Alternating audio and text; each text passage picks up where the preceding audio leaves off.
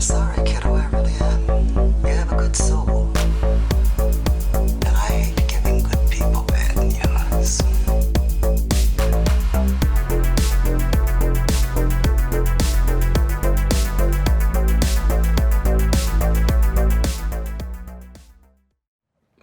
He's Tony. I'm Mike.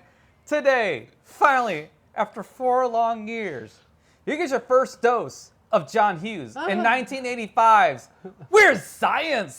What? Making a girl. Actually making a girl. This is Wyatt and Gary. Something's about to change their world. Something out of this world. What would you little maniacs like to do first? It's all in the name of science. Weird science. Why don't you take us through the cast, Mike? Sure. Well, first and foremost, this is written and directed by John Hughes. It stars Anthony Micheal Hall as Gary. Why are you messing with the fantasy? We know about the reality. Ilan Mitchell-Smith as Wyatt. Well, what about your girl in, Canada? This is a long list. Yeah. LeBrock as Lisa. If we're gonna have any kind of fun together, you guys had better loosen up. Bill Paxton as Chet, the wonderful Bill Paxton. Bill Paxton. Hey, that looks pretty good. Now make yourself one, dickweed. Yeah. Robert Downy Jr. as, I think it's Ian? You deal with the drinks, I'll kill the girls. Yes, and then Robert Rusler from Vamp Yep. as Max. Hey, brother. What's happening, my main man? Right on. Suzanne Snyder as Deb, the blonde girl. You know, I'm getting really bored of their shit. Judy Aronson as Hilly, who was also In in American Ninja. Yes, and Friday the 13th Part 4. Well, we have been with them 3 months. We've been to all the parties. We've met all the people. We won't go to any Maybe- more parties, and we won't meet any more people. We'll go into a social coma. We have John Kapelos as Dino, who, if you are familiar with John Hughes films, shows up in most of them. What's a beautiful bride like you doing with a malaka like this, huh? He's Carl the janitor in Breakfast Club, and Rudy the oily bunk in 16 Candles. There's Wes from The Road Warrior. How come? Two unpopular dicks like you is having a party. And then there's the guy from The Last House on the left, the creepy bald guy. Michael Berryman. Can we keep this between us? I'd hate to lose my teaching job. Yeah, and then there is, oh God. Well, we have actually Playmate from 1982, May Playmate. The piano Kim, girl. Yeah. Yeah. Kim Malin. You want to take us through the plot? Yeah. Super simple setup here. So we got Gary and Wyatt, who just don't exist in this high school. Nobody knows who the hell they are. Naked bodies Gary. everywhere. They all know Gary. my name. What? Nobody likes us. Nobody. The only people who know who they are Ian and Max, who torment these poor kids. Yo, check us out. So anyways, they're hanging out at Wyatt's, and they get this idea that, you know what, let's just make a girl. Well, they're And- watching Frankenstein. You know, it's not a bad idea. What? 15 minutes, the storm should be at its height. Making a girl. Just like Frankenstein. Except cuter. Let's make a girl. We can simulate her and ask questions, this and that. Okay, look, you know how you're always talking about how you can simulate all that stuff on your computer? You know? What's the difference? Why can't we simulate a girl? You know, we can use it. Why? We can ask it questions. We can put it in real life sexual situations and see how it reacts. Like real sick, demented shit. You'd love it. Well, you know what? It goes a little bit too far. They make a girl, and shenanigans ensue.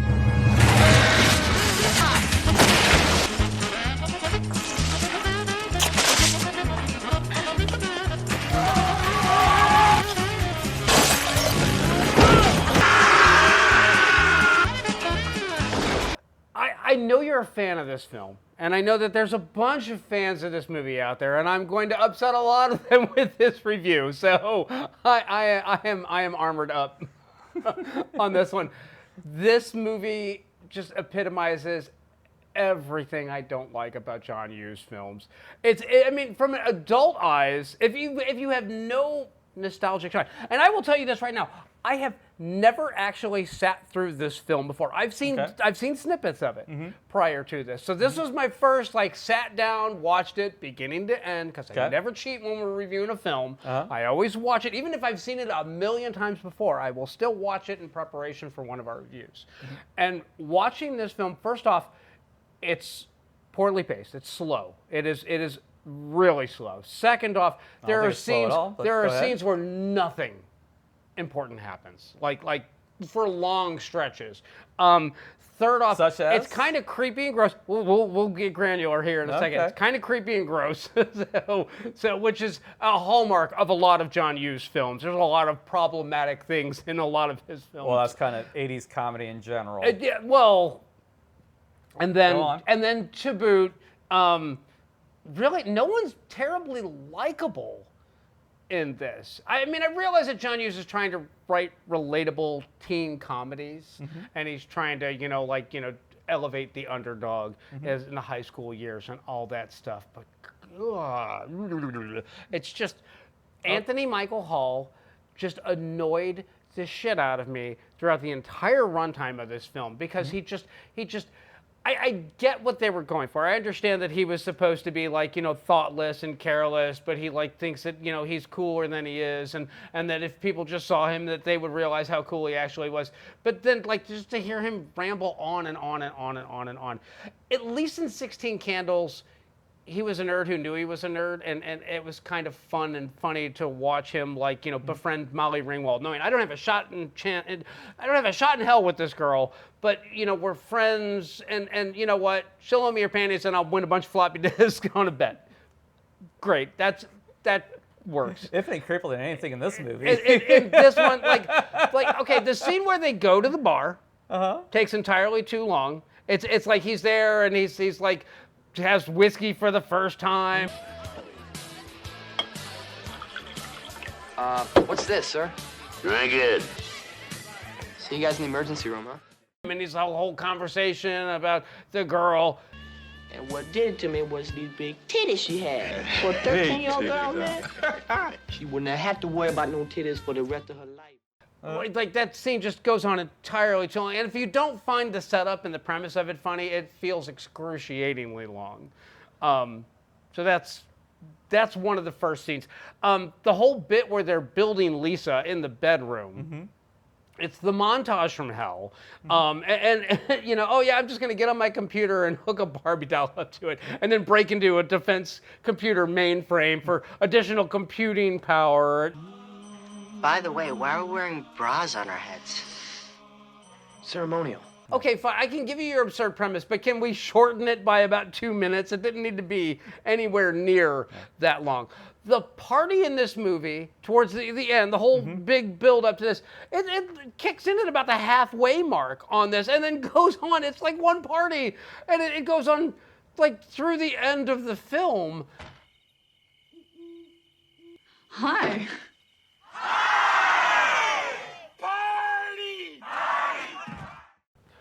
Why would Anthony Micheal Hall and his buddy's character give a shit about befriending Robert Downey Jr. and they're fucking losers? Yeah, well, okay. That's why they're desperate for popularity. That's the whole point of this fucking movie. Why would you want to befriend them?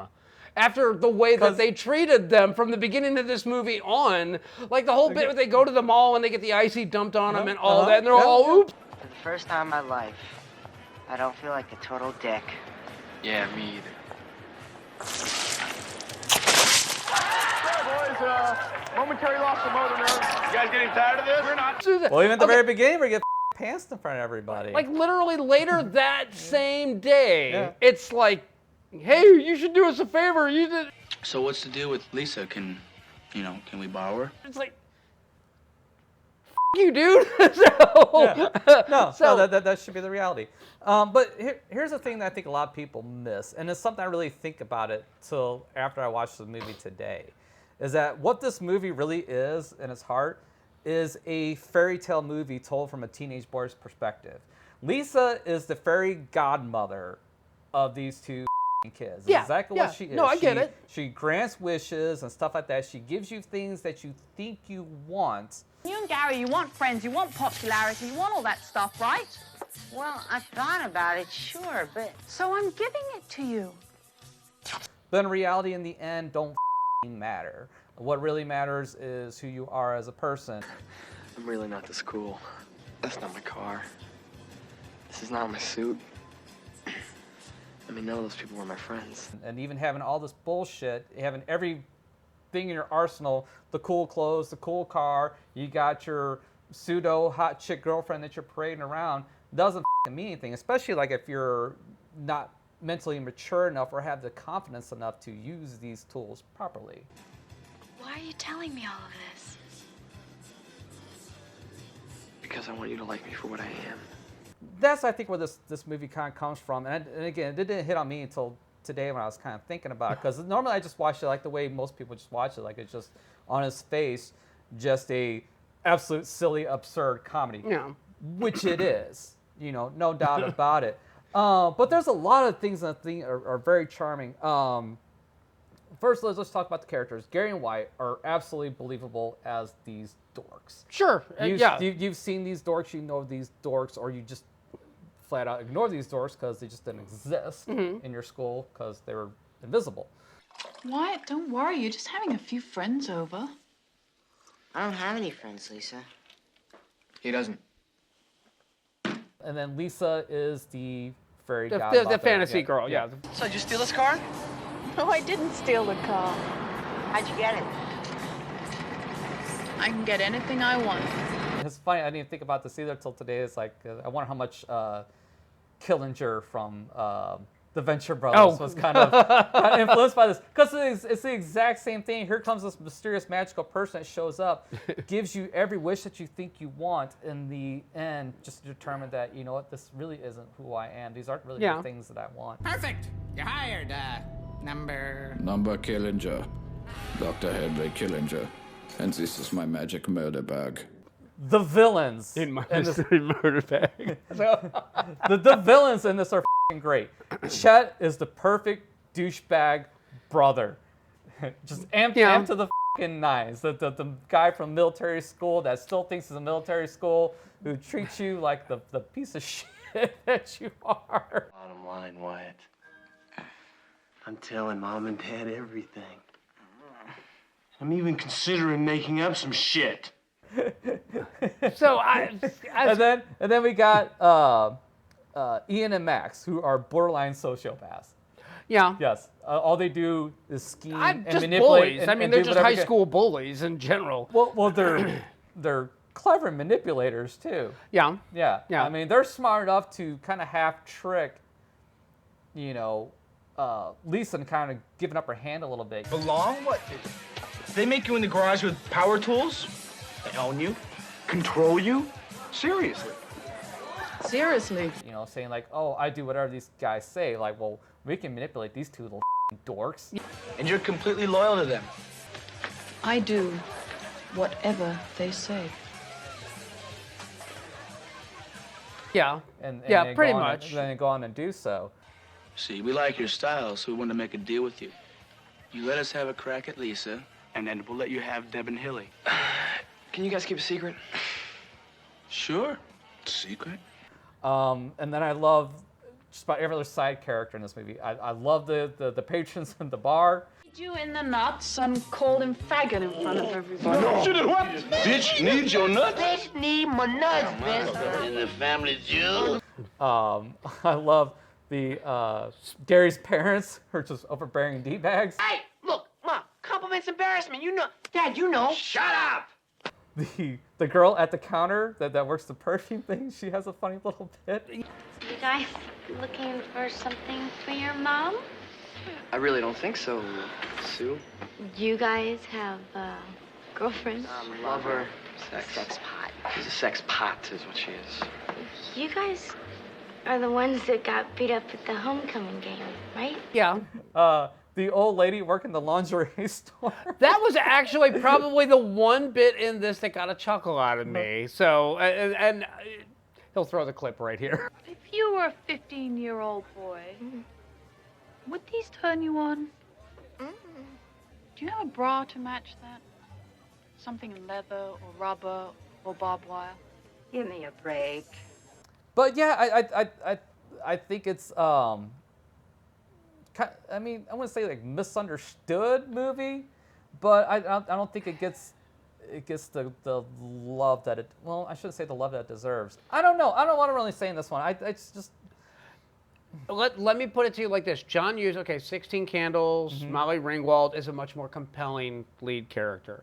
Oh, yes. Pretty in Pink, Yes. all that. She is a much more interesting, and she's that pretty girl that doesn't know she's pretty in high school, which that's a pretty, like, that was untrodden ground in the 80s, which is kind of what made John Hughes films stand out. And even though I'm not a fan, I can recognize that he had a nose for, you know, oh, there's that girl that doesn't know just how pretty she actually is in every high school, and he nailed that one. But the nerdy kids that want to be popular, this has been done to death in the 70s. So, but John Hughes decided he needed to do it in the 80s, but he's got a computer and a Frankenstein. And just to me, this seems very, it's tropey as hell. It seems lazy, even by John Hughes standards. It didn't have anything interesting or unique to say about this. Even in the 80s, and I went and looked up movie reviews, this was a very split, like 50% of people liked it, 50% of people were like, eh.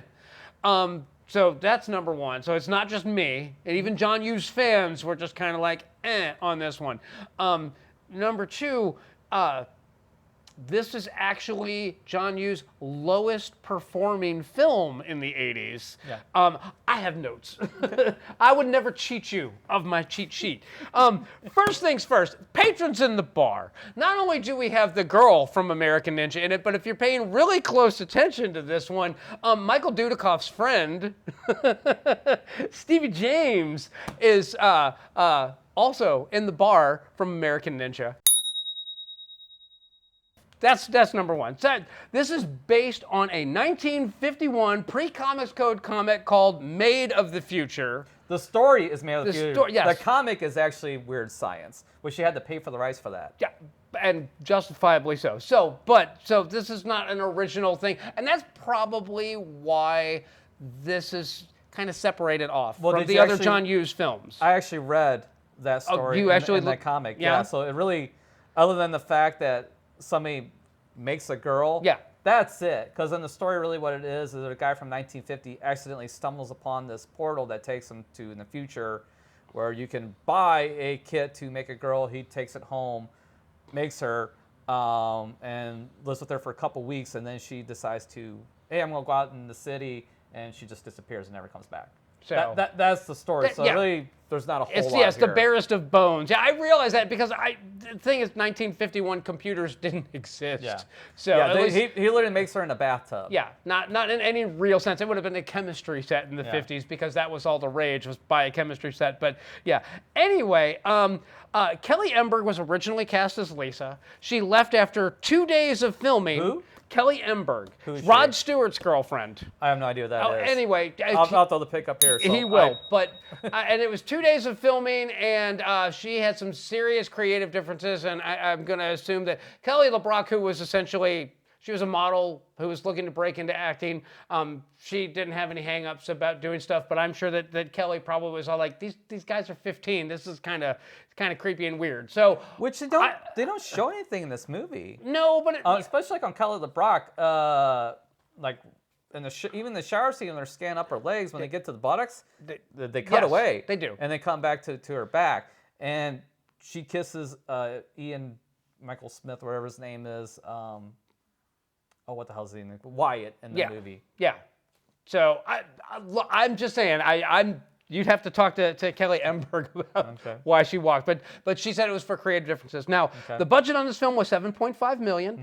It did North American box office $23,834,040, and then overall worldwide it did $38.9 million, which is fine for it was a profitable film. It made money, but again, it was not anywhere near as well received as a lot of other John Hughes films were.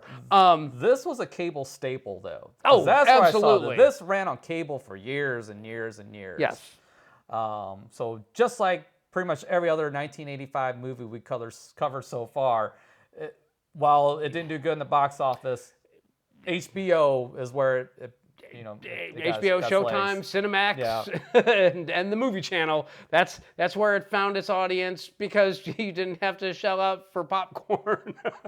Yeah, but I can guarantee, like, if you turn on the cable, box in 86, 87, 88, you can almost guarantee this movie will have been on at some point during the day. Absolutely. And the other thing is that, when you don't got to pay for the ticket, you're more willing to watch a film. And this movie earned its cult status on cable TV, most definitely. Yeah.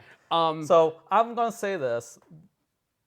You're absolutely right. If you watch this like through an adult lens, or if you've never seen this movie and watched it as an adult, it's not going to resonate with you. No. This is an absolute nostalgia thing. If you're a young teenage boy, you'll enjoy this movie. Or if you grew up in the 80s watching this as a kid, it'll have forever a place in your heart. I love this movie. Just about everybody else in my family loves this movie to death, like even the girls in my family.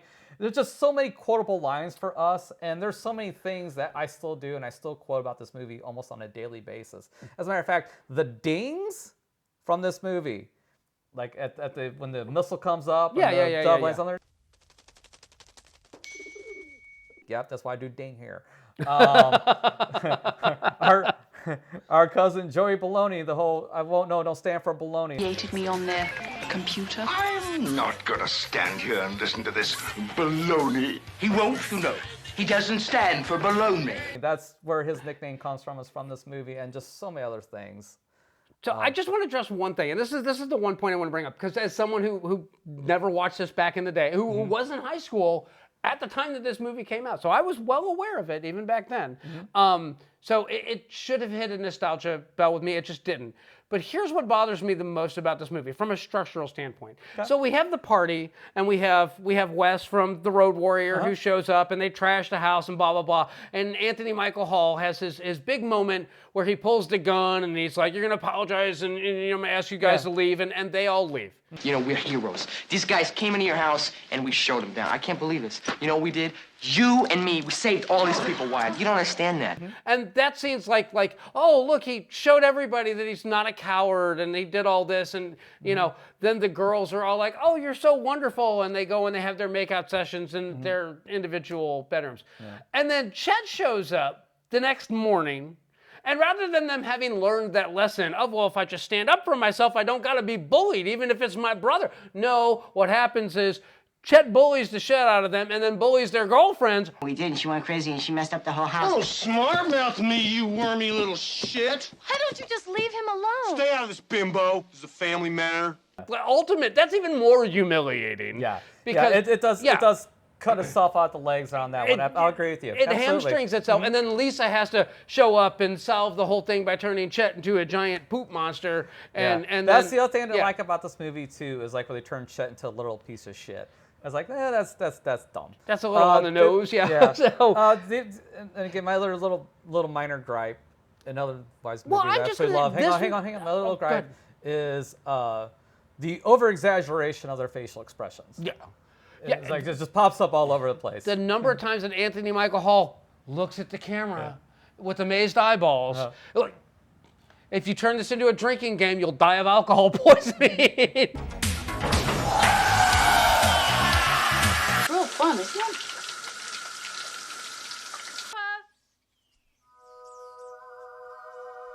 What's a beautiful broad like you doing with a malacca like this, huh? It's purely sexual. Have you ever wondered how sad it is that your son's only sexual outlet is tossing off to magazines in the bathroom? Ladies! Hi. Hi. What are you doing here? Gary was just taking a shit. No, You're gonna love this one. Are they all right?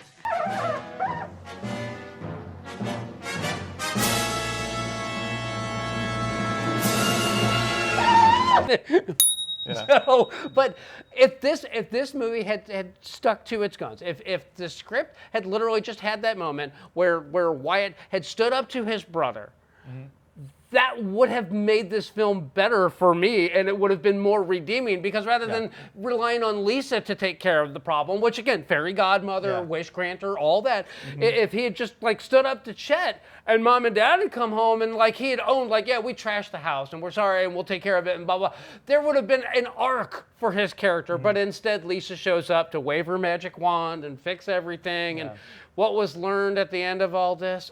Lisa is everything I ever wanted in a girl. Before I knew what I wanted. So yeah, I'm sorry. This movie, it holds no charm for me. I'm not going to recommend. If you are not already a member of the cult, you're not going to be joining the Hare Krishnas if you see it through adult eyes. It has aged like milk for me. I'm sure that in the 80s this probably was a bit more charming, but now I look at it and I just go, ew, kind of gross. So. For me, that milk turned some fine Greek yogurt. I'm very much enjoying it, still eating it up. Again, I grew up this movie. I love this movie. I'll forever love this movie. But, you know, not all John Hughes movies are created equally. He's got some garbage in here. Yeah. And stuff. And I'm sure at this point we'll probably do another one since we kind of finally knocked down that wall. I pick one, you pick one. I ain't gonna be picking one, but I'm sure you're gonna do it just to torment me. Okay. So we know Tony is not gonna be order this one on Blu-ray anytime soon. It's not a recommend. No. It's an absolute recommend for me. You know, check it out. Your mileage is gonna vary on this one. Again, if you're watching through adult eyes, you've never seen this before, it may not land with you. But, you know, beyond that, yeah, watch it, check it out. That's it. That's what we got. So, we'll see you guys the next time.